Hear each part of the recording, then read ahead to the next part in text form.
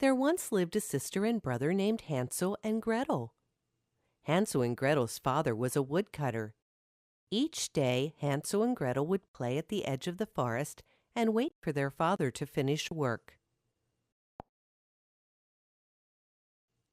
One day, Hansel and Gretel grew tired of playing at the edge of the forest. "Let's take a short walk inside the forest," suggested Hansel. Gretel agreed. Hansel and Gretel began exploring the forest. "Look at that lovely white bird," shouted Gretel. "I want to follow it, but I am afraid we will lose our way." Hansel pulled a piece of bread from his pocket. "I will leave a trail of crumbs behind us so that we may find our way back." They followed the bird, and Hansel dropped a crumb after each step. Soon, Hansel and Gretel noticed the sun was setting. "Let's return home," said Gretel. Hansel and Gretel turned around and began to follow the trail of crumbs. After only a few steps, the crumbs disappeared. "An animal has eaten our trail," exclaimed Hansel. "We're lost!" cried Gretel. The two of them walked and walked until they came upon a cottage made of candy. The hungry children ran toward it. They licked the sugary windows and took bites out of its gingerbread bricks. "Delicious!"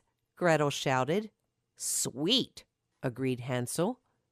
Just then, the two heard stomping and grunting. "Who is eating my house?" a scary-looking woman called out. "We are Hansel and Gretel," they replied. "We are sorry for eating your house, but we are very hungry."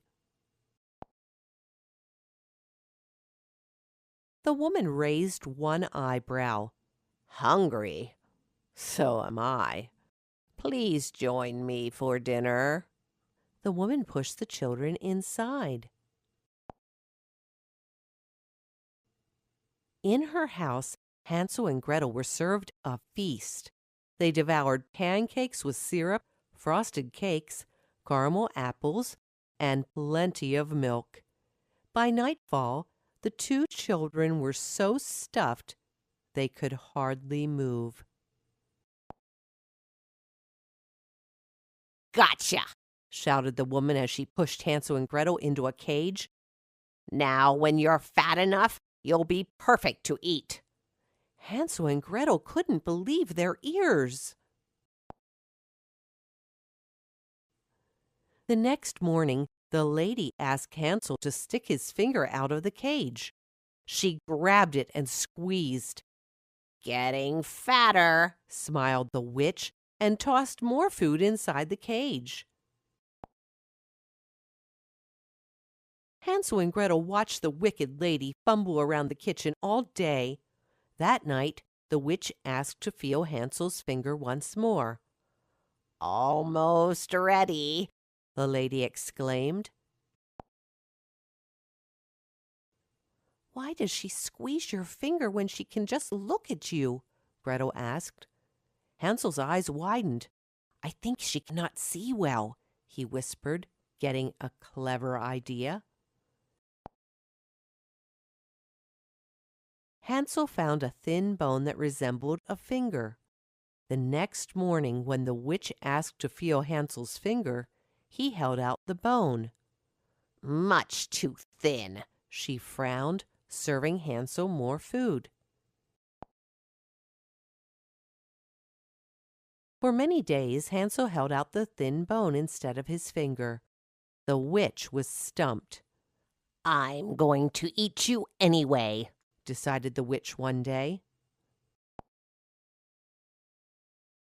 She began preparing to cook, bumping into things around the kitchen.